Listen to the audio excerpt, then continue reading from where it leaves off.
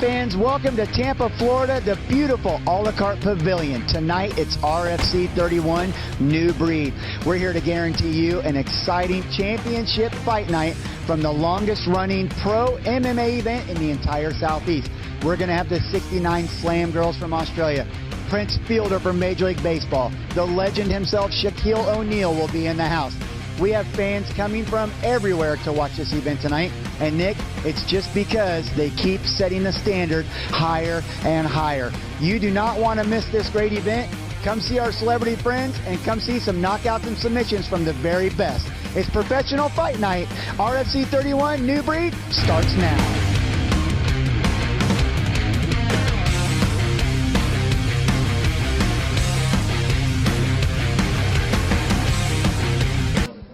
Coming up next, it's a 185-pound clash guaranteed for excitement.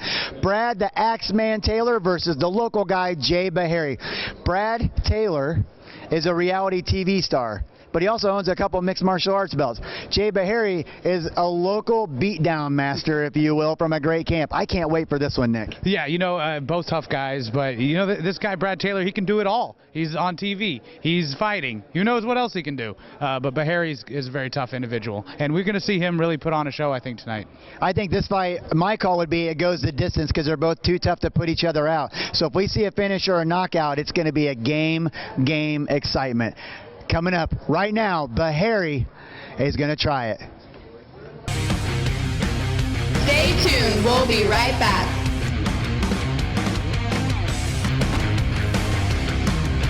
Here we go, RFC fans. It is Brad Taylor, reality TV star in his other life, and Joe Beharry, the local guy.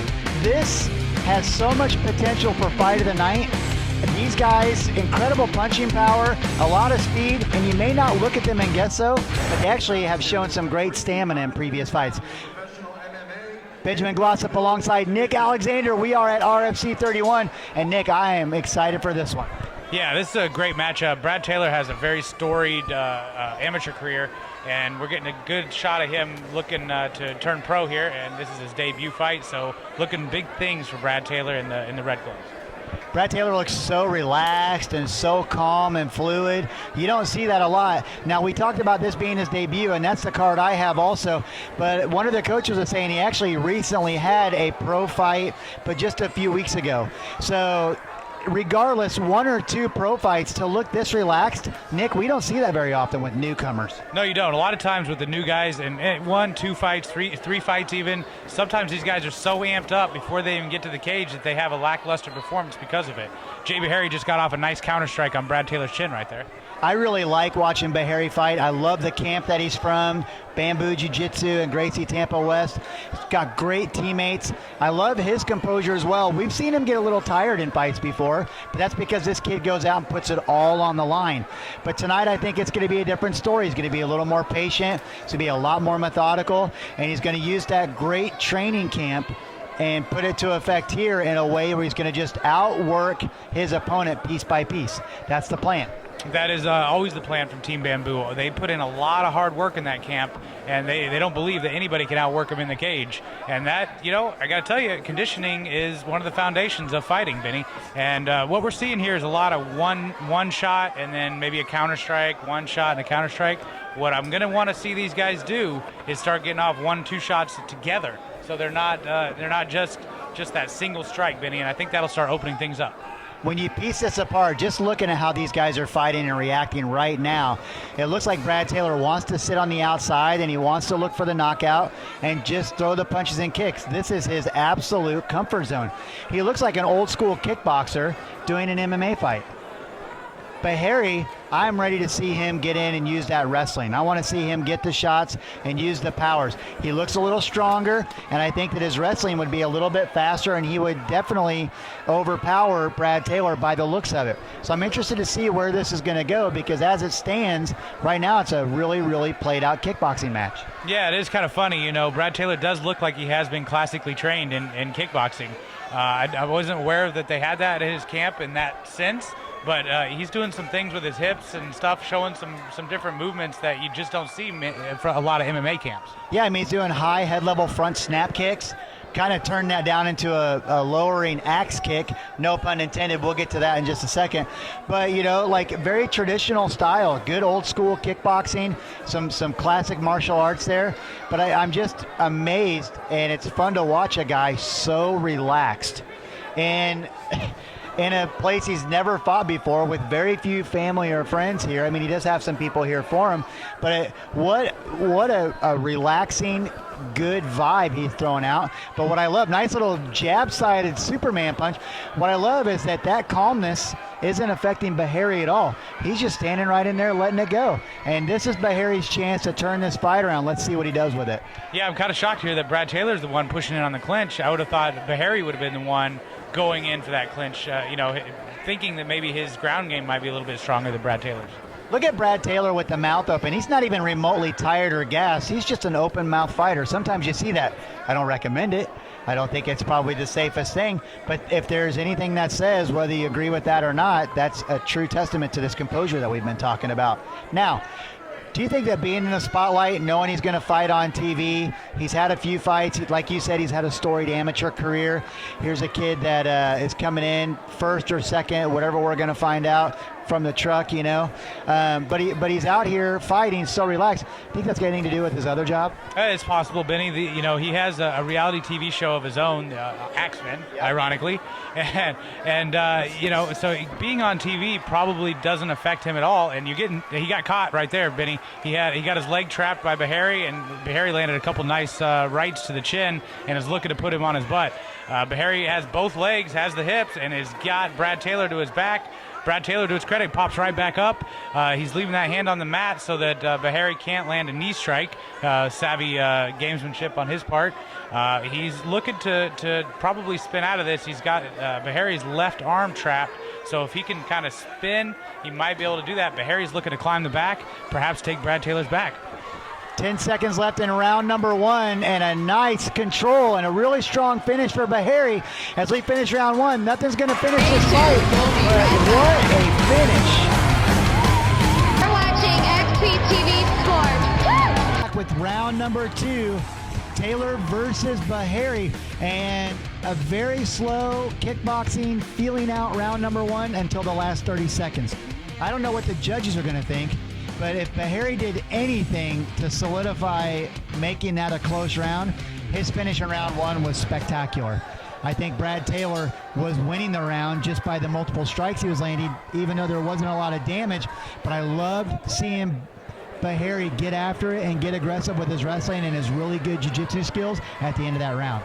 Yeah, I think he probably should go back to that here and just really try and push Brad Taylor's cardio a little bit, put him on his back a couple times. If it's okay if he gets back up, let's put him back down there. They're doing a lot of feeling out, it seems. A lot of footwork, a lot of striking, but sometimes you come into a fight too relaxed, Benny. Perhaps that's what we're seeing here.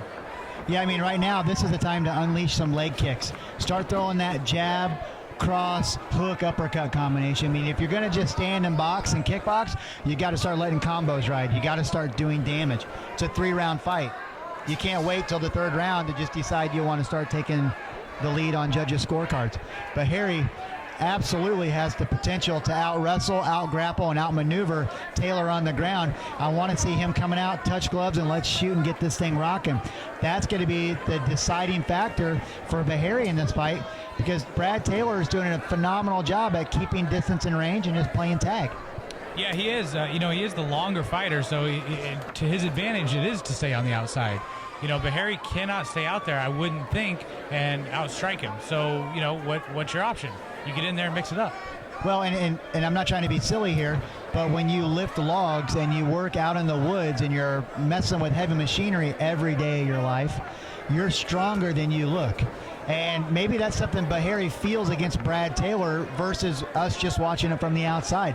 Maybe he felt this kid looks a little lean and long, but man, is he actually really super strong. And he's not as easy to control or manage. Not to say Beharry can't do it, but it might have been a little bit of a game changer for him feeling that grappling process with him. But now look who's taking the shot in. Yeah, absolutely. Brad Taylor took the shot. He got his neck caught there. He's got to be very careful. Beharry could finish this fight right here, everybody. He's got his legs locked up.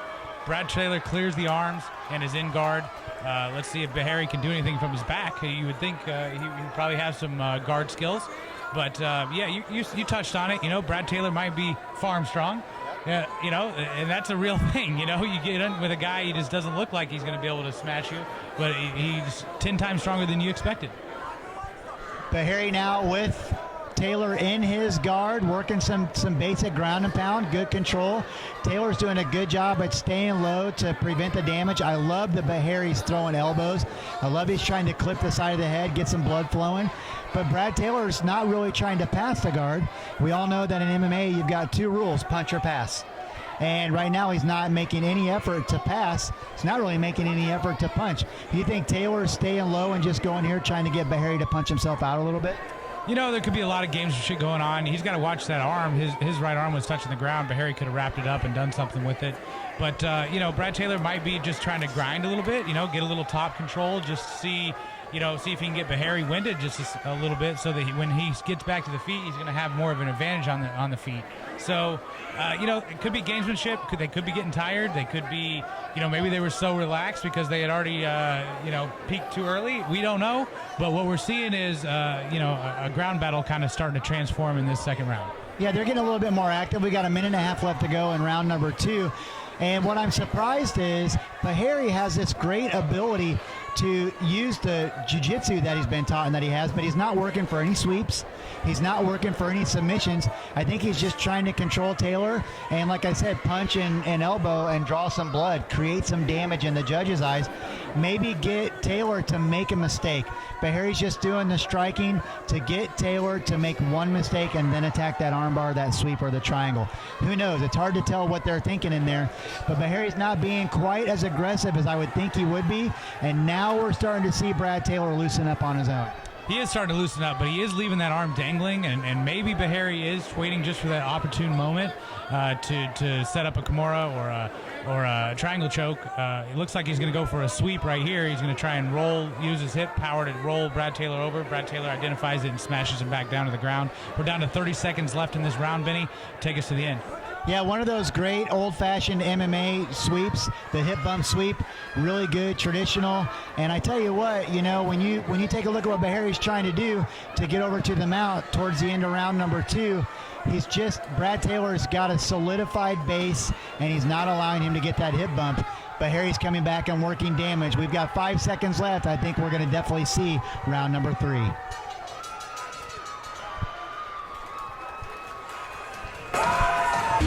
Stay tuned. We'll be right back.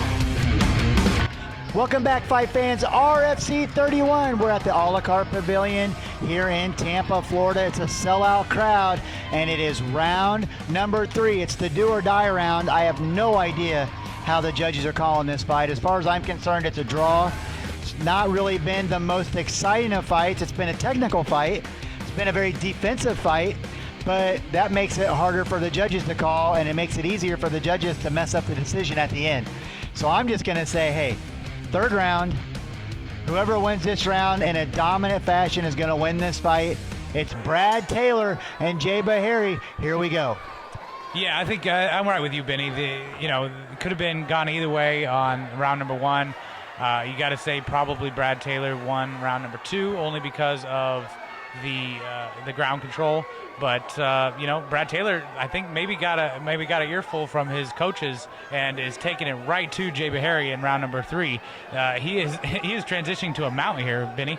Beharry did a great job. He reached in. You can tell he's a little bit fatigued, but I love the bell rang and he went for the takedown right away. That's what I've wanted to see from him the whole fight, because I know how good his wrestling is, and I know how strong the jiu-jitsu that he's been taught is. And so, but it was a little bit of distance, and Taylor saw it. But that's the Beharry that I wanted to see tonight. And Brad Taylor back up to his comfort zone that we're getting accustomed to seeing, working that really loose and exciting kickboxing. Yeah, Brad Taylor went for a kind of a lazy kick there, and he almost took a knockout shot from Beharry. That one was a haymaker, to say the least, right from Beharry. And Brad Taylor goes in for a real hard punch and slips a little bit. Jay Beharry is starting to get out and dig up for that, to avoid that takedown.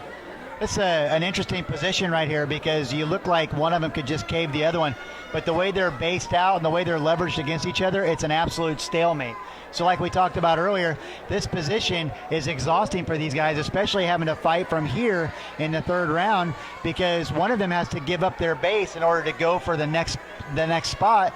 And Beharry working on top with a little bit of a whizzer and some slight uppercuts. I mean, Brad Taylor is doing a good job just holding on like he's getting rest right now. Yeah, well, you and I both know nobody's getting any rest in there.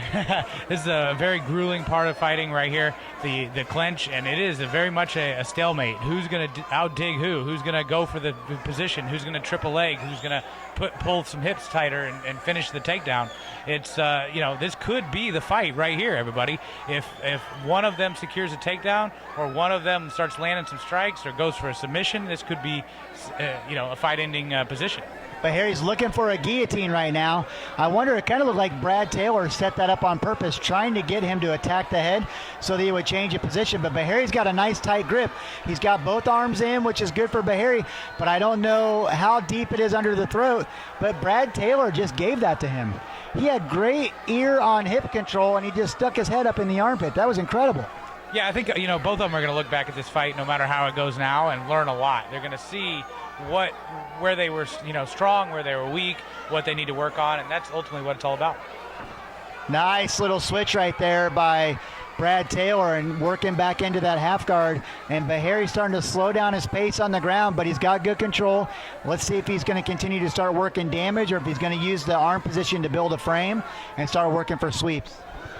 Yeah, Beharry really needs a sweep here or a submission. That's, in my opinion, that's what he's going to need to win. He needs to sweep, get on top, land some serious ground and pound of his own, or he needs to go for a submission. But to me, it looks like he is just kind of laying there waiting for Brad Taylor to make the moves.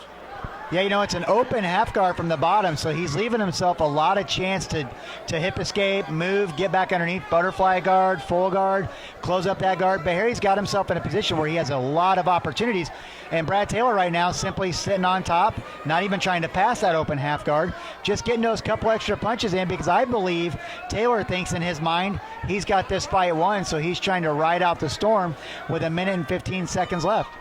Yeah, he very well might have this fight, just based on more top control and that sort of thing. But, he certainly isn't going to be happy with himself from this performance. I can tell you that. He's a very strong-willed young man who has big aspirations. So if he does get the victory here, he's going to look back at this as a loss for himself. I know it. Yeah, both of these guys, I think, will expect something different from themselves in their next fight. Beharry's always fun to watch, and he's a great athlete. And right there, he tried a great hip bump sweep, but he tried to go all power with it, and Taylor just stayed low and heavy. But with 36 seconds left in this round, it is really challenging to think that one guy has dominated the other one at all in this fight. Yeah, it's a fairly close battle. They both have had their moments. It could even be a draw, Vinny. I mean, this could be what we're looking at is a draw or a very close split decision. It's hard to say, but we only have about 15 seconds left to see who's going to be the winner here. Like you said, Beharry's really doing a lot of hip work, and he's trying to get something out of this. There you go, going for a pendulum sweep or an armbar even. And, nice setup. That's the effort that we wanted to see. Beharry and Taylor are going to finish strong. It's the end of the fight right here.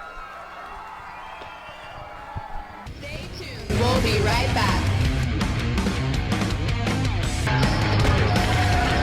Go to the scorecards.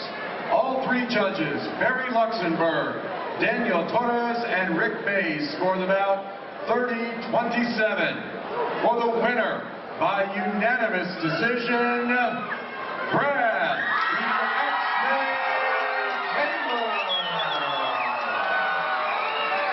Taylor. All right. Ladies and gentlemen, Brad, the Axeman Taylor. What you might not know is not only are you a professional MMA fighter now with a 2-0 record, but you're also a reality TV star on the show Axeman, which explains your nickname. Talk about how that translates into your training for MMA. Hey, first off, I want to thank the Lord, and I'm sorry I didn't finish it, guys. I had all intentions. Hey, I'm coming back. You guys gave each other a lot of respect in the very beginning of the fight, and then it started to pick up as the fight went on. Did you have a lot of respect for his hands? He's got some crazy punching power. He did awesome. You know, he was doing really good countering, which is usually don't work for me, you know, but I came in a different. You've been invited back in November because you promised you'll finish fights. Will you accept that invitation? Yeah, I'm definitely down. And when I come back here, guys, I hope everybody comes. Because I promise I'm going to finish it. I promise. I'm so sorry I didn't. Hey, one big thanks. That little boy that was just in here with me, he's fighting every day with leukemia.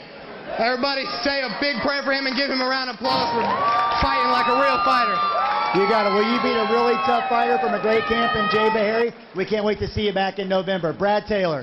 Beharry and Brad Taylor just went down, and what surprised me the most was the amount of respect that they gave each other at the very beginning of the fight. Yeah, you know, during their weigh-ins and interviews and everything, they were both very respectful of each other. I think they both knew they had the ability to knock each other out, and if they weren't careful, it might just happen. Jay Beharry is always fun to watch. He'll be back, no doubt. But now Brad Taylor's promised to come back, and he's promised to come back with finishes. That's kind of exciting to look forward to. Yeah, I think this is one of those building block type fights, you know, something he can really take back and learn from to make himself better. Great fight. This was another spectacular RFC event. We can't wait for the next one. On behalf of XPTV Sports and the RFC, I'm Benjamin Glossop alongside Nick Alexander. We'll see you at the next one.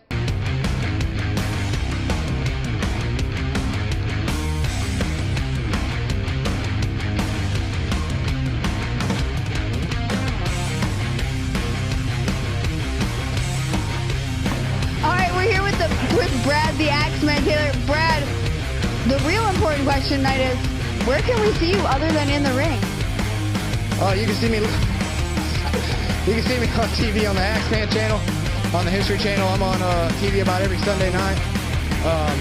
We dive in the river for logs, find out prehistoric logs, and dive and scuba dive and shit like that. Yeah. It ain't like this. I'd much rather do this. Sorry about the big H word, but that's what I do for a living. I dive in the river for logs and fight. So.